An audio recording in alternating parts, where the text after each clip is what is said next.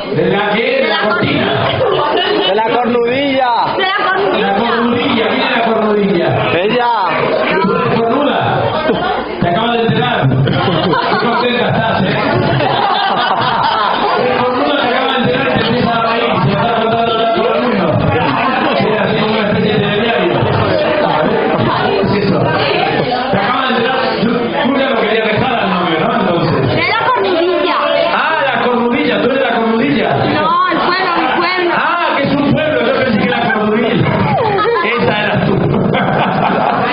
Yo pensé que era la cornuda, la cornudilla, o más pequeñita, la cornudilla, o la cornudita, como es pequeñita. ¿Tú qué prefieres, tenerla grande o con técnica? Las dos cosas. Puede, hombre. Una de las dos.